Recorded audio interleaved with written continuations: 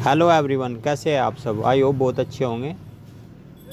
और आज की वीडियो में हम आपको बताने वाले हैं कि ऑप्शन के चार्ट पर आपको स्टॉप लॉस कैसे लगाते हैं और कैसे डिसाइड करते हैं कि यहाँ पे स्टॉप लॉस यहाँ तक का लगेगा।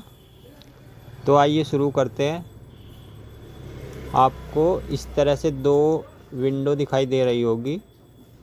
ये हमारा निफ्टी 50 का चार्ट है, 5 मिनट का चार्ट। और ये इसके ऑप्शन का चार्ट है ऐट द मनी। इसका ऐट द मनी चल रहा है 200 रुपये। तो हमने इसी की जो पुट है वो लगाई हुई है यहाँ पे।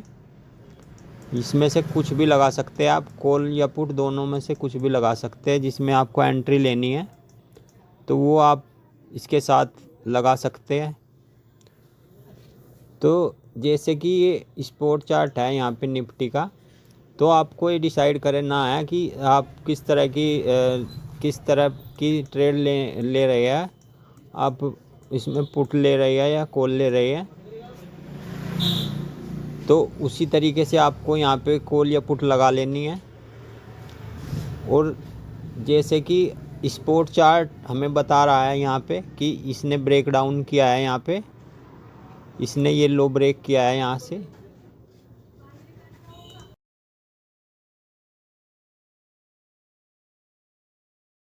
यहाँ से जैसे इसने ब्रेक डाउन किया है इस स्विंग का, तो हमें क्या करना है, अगर हमें इसमें एंट्री लेनी है तो हम एसएल कहाँ पे लगाएंगे। तो यहाँ पे आपको देखना है, यहाँ पे आपको देखना है कि एंट्री तो हम ले लेंगे इसमें, लेकिन स्टॉप लॉस हमारा कितना बड़ा है, कहाँ तक का स्टॉप लॉस है।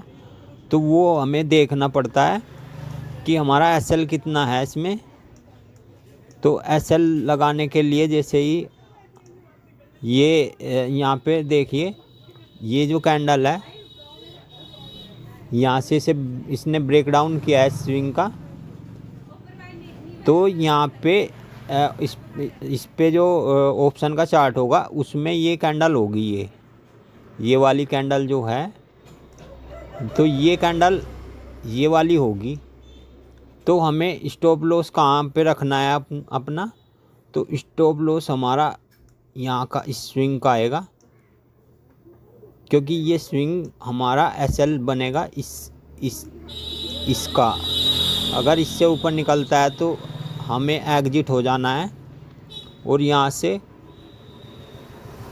क्योंकि यहाँ पे जो ऑप्शन का चार्ट है उसमें स्विंग यही बन रहा है इसका। अगर ये यहाँ से नीचे आ कर के इसको ब्रेक कर देता है तो यहाँ पे हमें अपना एसएल दे करके निकल जाना है। तो इस तरीके से आपको देखना है। ऑप्शन का चार्ट और स्पॉट चार्ट दोनों ही आपको देखना है कि स्पॉट चार्ट क्या कर रहा है और ऑप्शन का चार्ट क्या कर रहा है। अगर ऑप्शन का चार्ट यहाँ पे ब्रेकआउट नहीं कर रहा होता, यहीं पे साइडवेज होता, तो आप इसमें एंट्री नहीं बनाते, क्योंकि ये भी फिर यहाँ पे साइडवेज ही हो सकता था। ये मोमेंटम बहुत फास्ट आई, इस वजह से ये इसका चार्ट इस तरह का दिखाई दे रहा है, क्योंकि ऑप्शन मोमेंटम पर ही चलते हैं। ऑप्शन अगर मोमेंटम ज़्यादा होता है तो ऑप्शन एकदम से स्पाइक मारते हैं बड़े बड़े। तो इस तरीके से आपको स्पॉट चार्ट देखना है। जैसे कि ये रेंज है यहाँ पे, तो हमें देखना है यहाँ पे, जैसे कि ये रेंज चली हुई थी स्पॉट चार्ट पर निफ्टी के, तो ऑप्शन के चार्ट पर भी हमें ऐसी रेंज ढूंढनी है। ये देखिए यहाँ पे ये एक रेंज थी और ऑप्शन का चार्ट ऐसे धीरे धीरे नीचे जा रहा था। इसमें कोई मोमेंटम नहीं थी, क्योंकि ये पुट का चार्ट है तो ये नीचे ही जाएगा अगर मार्केट ऊपर जाएगी तो। अगर ये कॉल का चार्ट होता तो ये ऊपर जाता तो धीरे धीरे।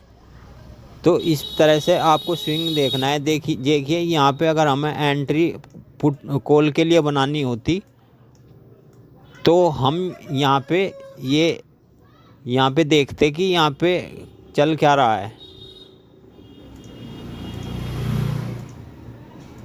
यहाँ पे इस कैंडल में ये देखिए यहाँ पे ये लास्ट कैंडल थी इसकी, ये वाली कैंडल जो है ये यहाँ पे, इस कैंडल पे अगर हमें अगर बाई करने का करना होता तो हमें अपना एसएल कहाँ लगाना पड़ता, इस कैंडल के हाई का, जो लास्ट कैंडल है ये लास्ट कैंडल जो है इसके हाई का हमें एसएल लगाना पड़ता। अगर हमें यहाँ का इसका ट्रेड लेना है, कॉल साइड पर ट्रेड लेना है, तो यहाँ पे कॉल का चार्ट जो होगा वो ऊपर की तरफ जाएगा ऐसे करके, और पुट का चार्ट नीचे की तरफ जाएगा। ये देखिए यहाँ पे, क्योंकि मार्केट ऊपर की तरफ गई है यहाँ से स्विंग बना करके। अगर इस स्विंग पर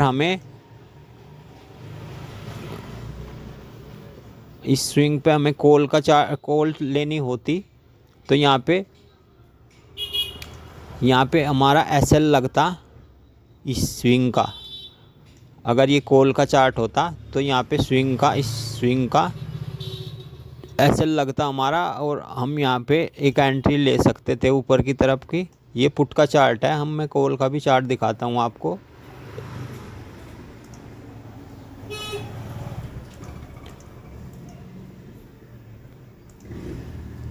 यहाँ पे हम लगा लेते हैं कॉल का चार्ट, और ये देखिए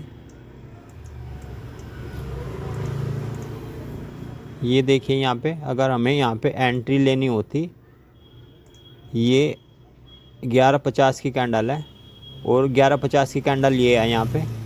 अगर हमें यहाँ से कॉल की एंट्री बनानी होती तो ये देखिए ये कैंडल है, ये स्विंग है उसका, तो इस स्विंग का एसएल लगा करके इस कैंडल में हमारी एंट्री होती, और ये एसएल लगता हमारा यहाँ का, इस कैंडल के लो का एसएल, और इस कैंडल में एंट्री होती। और ये देखिए यहाँ पे इस तरह से ऑप्शन के चार्ट में इस तरह से ट्रेड लिया जाता है। बहुत ही छोटा एसएल ले करके काम करना होता है, क्योंकि एसएल अगर बड़ा लेंगे तो ऑप्शन में बहुत जल्दी लॉस होता है, तो छोटे एसएल से काम किया जाता है। तो इस तरह स्विंग पकड़ के आपको काम करना है इसमें। अगर आपको ऑप्शन ट्रेडिंग नहीं आती तो आपको ऑप्शन ट्रेडिंग नहीं करनी चाहिए, आपको स्टॉक्स में काम करना चाहिए। स्टॉक्स में आप परफेक्ट हो जाओगे तो आपको ऑप्शन की जानकारी अपने आप हो जाएगी। जब आपको प्राइस एक्शन का भी पता लग जाएगा और आपको पता लग जाएगा कि मार्केट किस तरह से मोमेंटम होता है, कहाँ पे एंट्री होनी चाहिए। आने वाली वीडियोज में आपको एंट्री और एग्जिट के बारे में बताएंगे हम। एंट्री किस तरह से ले और एग्जिट कैसे ले, छोटे एसएल से बड़ा टारगेट कैसे ले।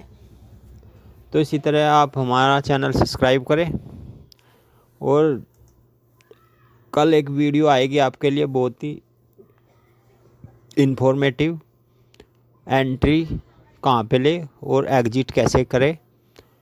क्योंकि अगर आपको जो